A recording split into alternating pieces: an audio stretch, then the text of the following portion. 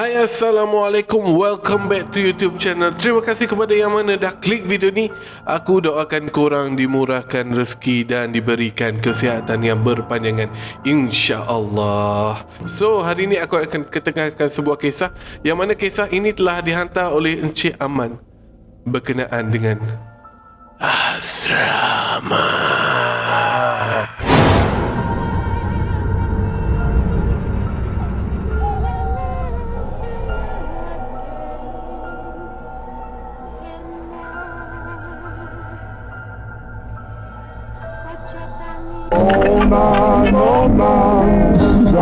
Zaman sekarang tak boleh sesat, tak boleh dilarang. Asrama geng, asrama ni siapa yang pernah duduk asrama dulu mungkin akan dengar macam-macam cerita ataupun macam-macam kisah berkenaan dengan tempat asrama tu. Yang biasa kalau aku dulu, yang biasa masa aku tinggal dekat asrama dulu, memang famous sangat lah dengan orang kata dengan hantu makcik jual karipak.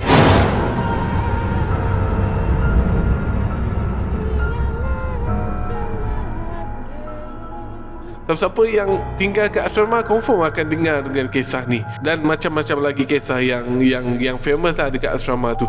Tapi macam Encik Aman ni, kisahnya agak berbeza daripada kisah-kisah yang lain. So kita teruskan dengan kisah Encik Aman.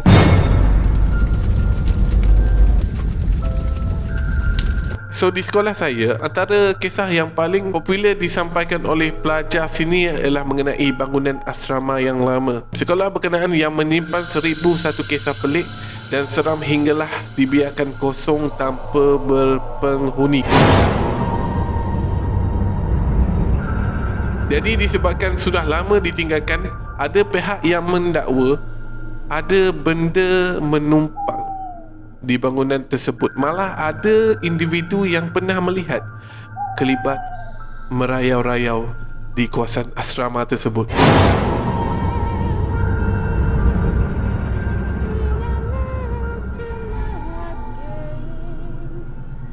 Kalau korang faham yang mana Encik Aman ni beritahu yang dekat sekolah dia ni ada satu bangunan yang mana satu bangunan asrama ini dah lama tak digunakan. Boleh katakan macam terbengkalai. Dan disebabkan terbengkalai ataupun tak digunakan lama, dibiarkan kosong macam tu, ada yang berpendapat yang mana melihat ada kelibat entiti seram. Jujur saya bukan percaya sangat dengan perkara-perkara macam tu, ujarnya Encik Aman. Apabila seiringnya bercerita, saya cuma menganggap sekadar cubaan menakut-nakutkan kami sahaja. Saya mendengar ibarat masuk telinga kanan dan keluar telinga kiri, katanya Encik Aman. Beberapa minggu menetap di asrama itu, Encik Aman memberitahu pihak pengurusan telah memaklumkan kepada semua pelajar bahawa pelajar harus berpindah ke blok bangunan lama tersebut. Membolehkan kerja-kerja penyelenggaraan berlaku di blok yang telah digunakan. Ketika berpindah sementara di blok yang kosong itu, terdetik dalam hati mengenai kisah-kisah yang telah diceritakan oleh pelajar senior tentang bangunan itu. Aman mengakui perasaan berdebar mula dirasai, namun dia tidak mahu terlalu meningkutkan perasaan takutnya itu. Pada hari kami berpindah, semua pelajar ditugaskan untuk membersih kawasan asrama. Selain kami dikendaki membawa barang-barang keperluan, memandangkan bangunan itu sudah lama tidak berpenghuni. Meskipun pelbagai cerita yang kurang enak tentang asrama itu, tetapi Alhamdulillah bangunan tersebut sebenarnya dalam keadaan yang baik. Biarpun agak jauh daripada asrama yang lain, cuma perlu dibersihkan ialah disebabkan habuk dan juga sawang, katanya Encik Aman. Encik Aman juga memberitahu bahawa dia bersama dua sahabatnya ditempatkan di sebuah bilik yang mempunyai dua buah katil bertingkat, dan mereka bertiga gembira kerana ditempatkan dalam bilik yang sama. Saya pilih katil di belah kiri dan kawan saya mengambil bahagian di bawah, dan katil satu lagi pula kawan saya memilih untuk tidur di bahagian atas. Jadi malam pertama di situ kami merasakan agak tidak selesa. Kipasnya tidak berfungsi dengan baik. Encik Azman memberitahu bahawa cuaca pada malam itu agak panas, tapi disebabkan penat mengemaskan asrama tersebut dan mereka akhirnya tertidur. Tapi tidur mereka tidak lama, geng. tidur mereka tidak lama dan tidak lama kemudian Encik Azman terjaga daripada tidur. Katanya dia terjaga dari tidur dalam sekitar pukul 1:30 malam. Ketika Encik Aman tersedar daripada tidur, katanya badannya basah kuyup akibat berpeluh. Encik Aman memberitahu yang mana malam tu dia tak boleh nak tidur sangat kan, disebabkan kipas yang tak menjadi, and then mungkin juga disebabkan orang kata apa, bila kita bertukar tempat kan, jadi tubuh kita tak biasa lagi dengan tempat tersebut. Tapi Encik Aman beritahu yang dia orang terlelap juga, sempat juga terlelap. Tapi apa korang bayangkan, tiba-tiba Encik Aman ini tersedar pada pukul 1 pagi. Pukul 1 pagi geng, Encik Aman ni tersedar dalam keadaan yang berpeluh lah. Jadi Encik Aman ni dia kata dia cuba untuk lelapkan mata, tapi sayangnya gagal geng. Berbalik pada cerita geng, ketika saya termenung seorang diri, saya merasakan ada benda yang sedang perhatikan saya daripada bawah katil yang kosong itu.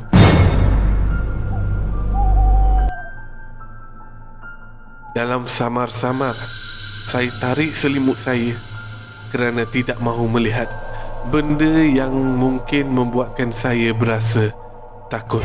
Tiba-tiba Encik Aman ini mendengar satu suara seperti ada orang menyanyi di tepi telinganya.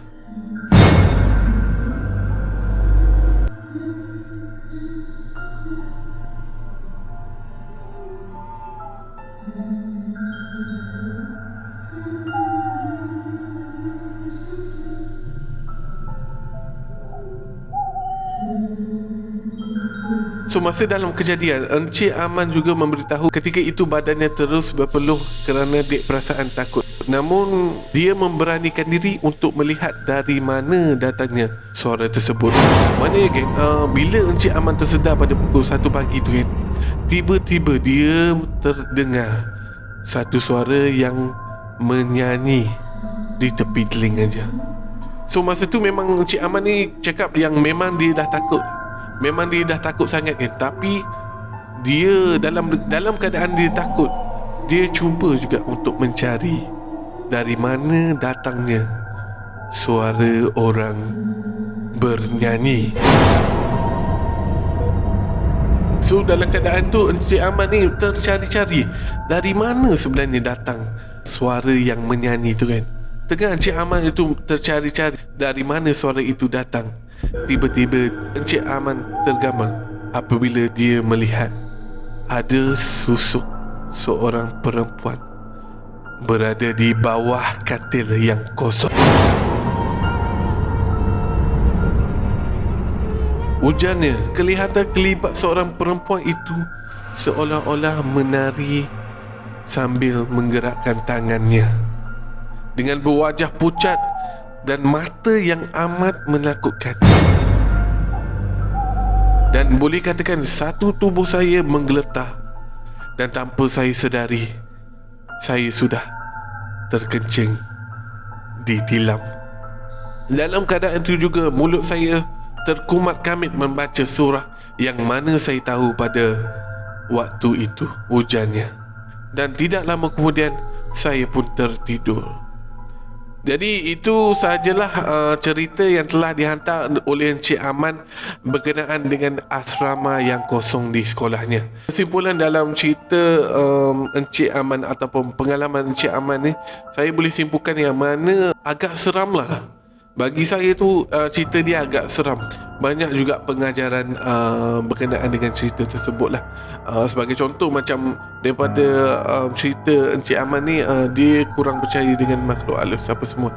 Semua kita sebagai umat Islam ni kan, kita kena percaya kepada perkara-perkara raib. Maksudnya percaya, maknanya percaya perkara raib tu ada wujud kan. Bukan percaya pada perkara raib, tapi percaya akan wujud dia kan. Aku boleh relatekan dengan pengalaman seram aku masa aku ada kat asrama. So siapa yang duduk asrama, dia akan tahu vibe ataupun suasana tinggal kat asrama tu kan. dia tak sama macam dekat rumah, geng. So itu saja perkongsian aku pada hari ini. Alhamdulillah, geng. Terima kasih kepada Encik Aman kerana sudi untuk menghantar pengalaman seram dia. So geng, siapa-siapa yang berminat untuk aku ketengahkan pengalaman seram korang boleh pergi dekat IG aku ataupun korang boleh email aku. Nanti email aku akan letak di bawah, geng, insya-Allah. Jadi semoga bertemu kita lagi, geng. Assalamualaikum.